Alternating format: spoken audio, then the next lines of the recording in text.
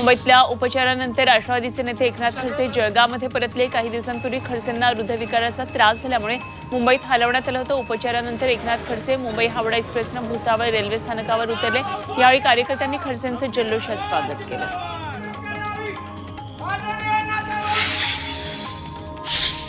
छगन भुजबळांच्या शासकीय निवासस्थानी सुरक्षा वाढवण्यात आली आहे। त्यांच्या शासकीय बंगल्यावर या आधी सुरक्षा वाढवण्यात आली। 2 मोठी पोलीस वाहनं आधी सुरक्षेसाठी होती, त्यामध्ये आता अतिशीघ्र दल 4 चाकी वाहनाची वाढ करण्यात आली आहे।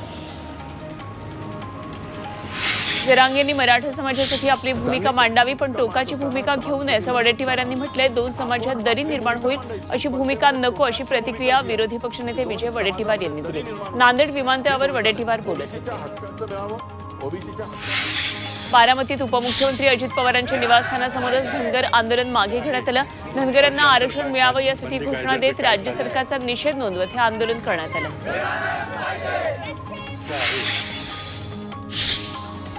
सरकारच्या विरोधात देशातील 40 लाख माजी सैनिक एकत्र येणार आहेत आणि हे सैनिक राळेगण सिद्धीमध्ये ज्येष्ठ समाजसेवक अण्णा हजारेंचं मार्गदर्शन घेणार आहेत। 1 दिवसीय आंदोलन करणार आहेत।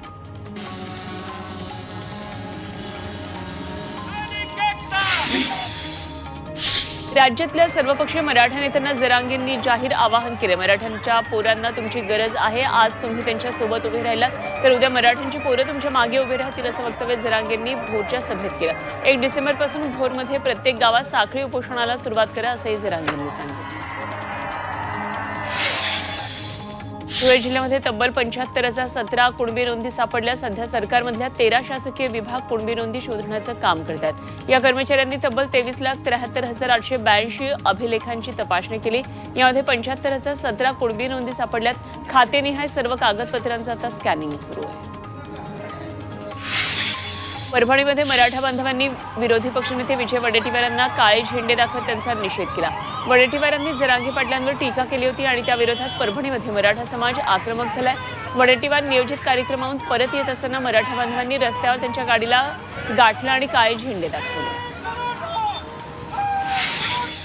काही कुणबींच्या नोंदी या खाडाखोड करून लिहिल्याचा आरोप ओबीसी नेते प्रकाश शेंडगे यांनी केलाय। लातूरमध्ये पत्रकार परिषद घेत त्यांनी ही माहिती दिली आहे। खाडाखोड करून मराठा कुणबी लिहिणाऱ्यांची चौकशी करून त्यांच्यावर गुन्हा दाखल करण्याची मागणी शेंडगेंनी केली।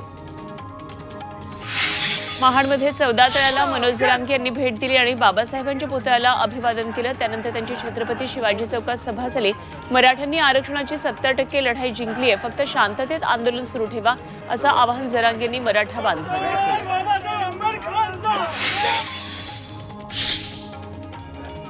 कार्तिकी एकादशीच्या शासकीय महापूजेवरून पंढरपूरमधलं वातावरण तापलंय। सकल मराठा समाजामध्ये 2 गट पडल्याचं पाहायला मिळतंय। एक गट उपमुख्यमंत्र्यांना अटी शर्थींवर निमंत्रण देण्याच्या बाजूने आहे, तर दुसरा गट हा उपमुख्यमंत्र्यांना विरोध करण्यावर कायम आहे।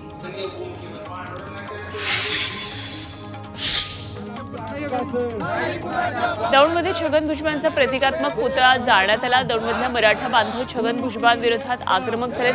जालन्यामधल्या सभेमध्ये भुजबळांनी मनोज जरांगेंवर टीका केली होती आणि त्यानंतर पुणे आणि दौंड इथला सकल मराठा समाज आक्रमक झाला। चाळीसगावमध्ये सकल मराठा समाजाच्या वतीनं छगन भुजबळ यांच्या प्रतिकात्मक पुतळ्याचं दहन करण्यात आलं। भुजबळांनी जरांगेंच्या वैयक्तिक जीवनावर बोलून मराठा समाजाविषयी अपशब्द वापरल्याच्या निषेधार्थ हे आंदोलन केलं। मराठा आरक्षणाला विरोध करणारी विरोधी पक्षनेते विजय वडेट्टीवार यांचा देखील निषेध करण्यात आला। म्हाडा कोकण मंडळाच्या 5,311 घरांच्या सोडतीसाठीची अर्ज विक्री अर्ज स्वीकृती प्रक्रिया ही संपुष्टात आली आहे। अर्ज विक्रीच्या शेवटच्या दिवसापर्यंत 31,433 इच्छुकांनी अर्ज दाखल केलेत। 13 डिसेंबरला या घरांसाठी सोडत काढण्यात येणार आहे। एमपीएससीतर्फे कृषी अधिकारी पदासाठी जुलै महिन्यामध्ये उमेदवारांची निवडही करण्यात आली। मात्र 4 महिने होऊन सुद्धा अजूनही या उमेदवारांना नियुक्ती न मिळाल्यानं उमेदवार आता हवालदिल झालेत। कमीत कमी नियुक्तीची प्रक्रिया तरी सुरू करावी अशी मागणी उमेदवारांनी एमपीएससीकडे केली आहे। सध्या महाराष्ट्राच्या राजकारणाची परिस्थिती ही बैलगाड्यासारखी झाली आहे आणि कोणता पण बैल आणा पण बारी बसवा अशी परिस्थिती राजकारणाची झाली असा टोला खासदार अमोल कोल्हेंनी सरकारला लगावलाय।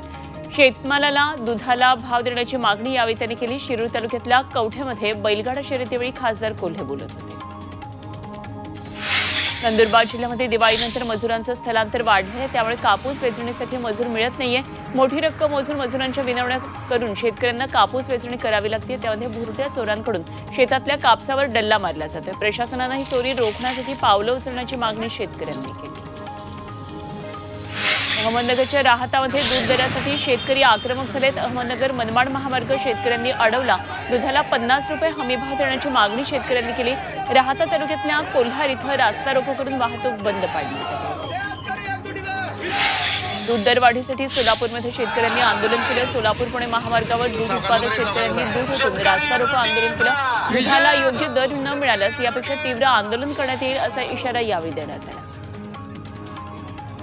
ऊस दरासाठी सांगलीच्या नांदरे इथं स्वाभिमानी शेतकरी संघटनेकडून रास्ता रोको आंदोलन केलं. पलूस सांगली मार्गावरच्या रस्त्यावर कळवाडी शेतकरी संघटनेच्या कार्यकर्त्यांकडून रस्त्यावर ठिय्या मारत रास्ता रोखून धरला होता. रस्त्यावर टायर देखील पेटले. सांगलीप्रमाणे स्वाभिमानी शेतकरी संघटनेकडून कोल्हापूरमध्ये ठिकठिकाणी चक्काजाम आंदोलन करण्यात आलं. ऊस दरासाठी कोल्हापूरमध्ये रास्ता रोको करण्यात आला. कोल्हापुरात राजू शेट्टी रस्त्यावर उतरल्याचं पाहायला मिळालं. लाखांदूर तालुक्यातल्या एका शाळेतल्या विद्यार्थ्याचं अन्य शाळांमध्ये समायोजन केलं जाणार आहे. याबाबतची माहिती मिळताच दिवाळीची सुट्टी सुरू असूनही विद्यार्थ्यांनी विरोध दर्शवण्यासाठी आंदोलन केलं. शालेय गणवेशामध्ये शेकडो विद्यार्थ्यांनी तहसील कार्यालय परिसरामध्ये अभ्यासाला बसून आमरण उपोषण सुरू केलंय. मुंबई पुणे एक्सप्रेसवेवरील प्रवास हा अधिक वेगवान होणार आहे. एक्सप्रेसवेच्या रुंदीकरणाचं काम सुरू झालंय. 6 लेनचा एक्सप्रेसवे 8 लेनचा करण्यात येतोय आणि त्याच्या पहिल्या टप्प्याला आता सुरुवात झाली. नागपूर ते पुणे सुपरफास्ट एक्सप्रेस सुरू झाली आहे. सुपरफास्ट एक्सप्रेसचा 16 स्थानकांवर थांबा असणार आहे. प्रवाशांची वाढती संख्या पाहता सुपरफास्ट एक्सप्रेस सुरू करण्याचा निर्णय घेण्यात आला होता. क्रिसमस निमित्तानं गोव्याला जाणाऱ्या रेल्वे प्रवाशांसाठी कोकण रेल्वेनं 22 डिसेंबर ते 2 जानेवारी दरम्यान विशेष गाड्या सोडण्याचा निर्णय घेतला. या गाड्या सीएसएमटी ते करमाळी, पुणे जंक्शन ते करमाळी आणि करमाळी ते पनवेल या स्थानकांदरम्यान धावणार आहेत. पुणे महानगर परिवहन महामंडळानं म्हणजेच पीएमपीएमएलनं दिवाळीमध्ये कोट्यवधींची कमाई केली आहे. दिवाळीच्या दिवसामध्ये पीएमपीएमएलनं 9 कोटी रुपये कमावलेत. गेल्या 2 वर्षाच्या तुलनेत यंदा पीएमपीएमएलच्या कमाईत 3 कोटी रुपयांची वाढ झाली आहे आणि दिवाळीच्या दिवसामध्ये 9 कोटी रुपये कमावले.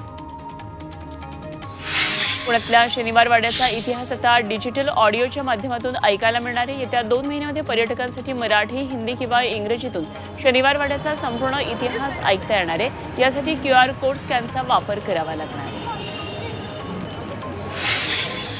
रायगडच्या जिल्हा सामान्य रुग्णालयामध्ये राष्ट्रीय नवजात शिशु सप्ताहाला सुरुवात झाली आहे. आरोग्य संस्था आणि समुदायाद्वारे नवजात शिशूंचं पालन पोषण हे कार्यक्रमाचं घोषवाक्य आहे. नवजात मृत्यू दरमहा 1 संख्येवर आणणं हा या कार्यक्रमाचा मुख्य उद्देश आहे आणि हा कार्यक्रम 21 नोव्हेंबरपर्यंत सुरू राहणार आहे.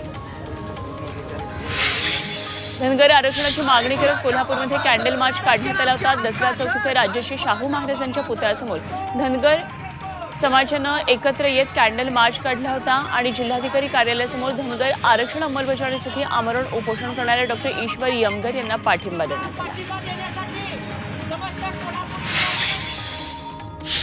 जळगाव शहरातल्या सिद्धी व्यंकटेश देवस्थानामध्ये अन्नकूट महोत्सव आयोजित करण्यात आला. यावेळी 1500 विविध खाद्यपदार्थांचा नैवेद्य दाखवण्यात आला.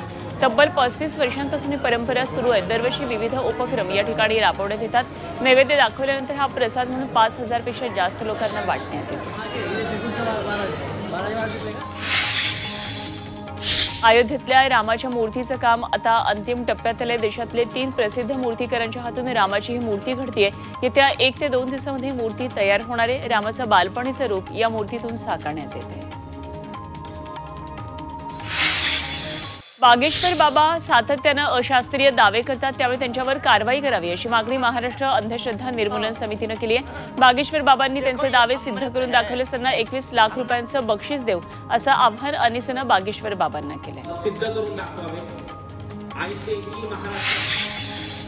बोईसर तारापूर औद्योगिक क्षेत्रातील टेक्सटाईल कंपनीला भीषण आग लागली आहे. अग्निशमन दलाच्या 2 गाड्या घटनास्थळी दाखल होऊन आगीवर नियंत्रण मिळवण्यात आलंय. आगीचं कारण मात्र अस्पष्ट आहे. मुंबईत एका बोगस डॉक्टरवर विरोधात गुन्हा दाखल करण्यात आलाय। वैद्यकीय क्षेत्रातील कोणतीही पदवी नसताना तो रुग्णांवर उपचार करत होता। मुंबईतले शिवाजीनगर गोवंडी या भागामध्ये त्यानं क्लिनिक थाटलं होतं आणि रुग्णांकडून तो भरमसाठ फीही आकारायचा। अस्थि विसर्जित करताना एकाच कुटुंबातील तिघांचा नदीत बुडून मृत्यू झाला। चंद्रपूर जिल्ह्यातल्या नांदगाव पोडे या गावामध्ये धक्कादायक घटना घडली आहे। घनश्याम पोडेंचं 11 तारखेला निधन झालं। त्यांच्या अस्थींचं वर्धा इरई संगमावर विसर्जन सुरू होतं आणि तेव्हा गोविंदा पोडेंचा मुलगा चेतन आणि भाचा गणेश पाण्यात बुडाले। त्यांना वाचवायला गेलेल्या पांडुरंग पोडेंचाही बुडून मृत्यू झाला।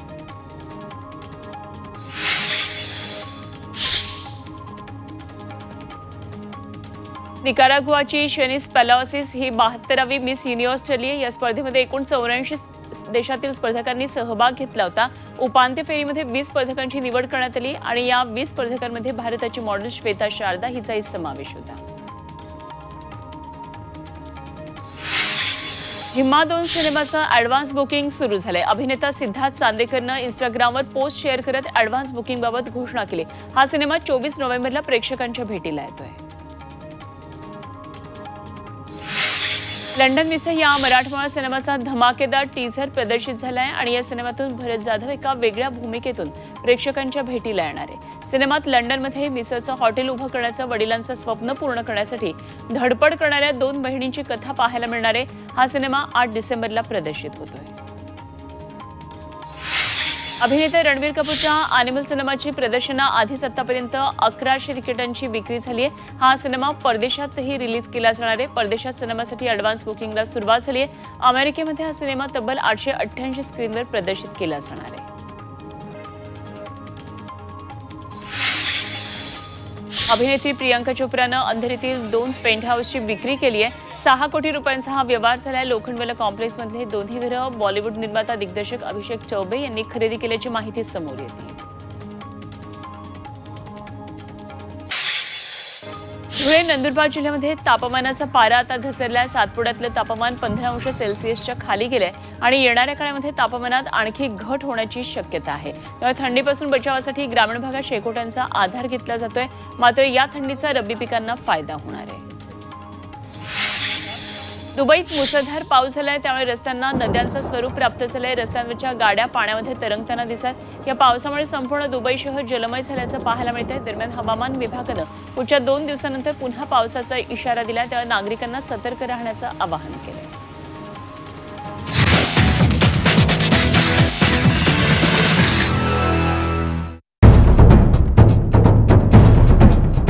सह्याद्रीची उंची म्हणजे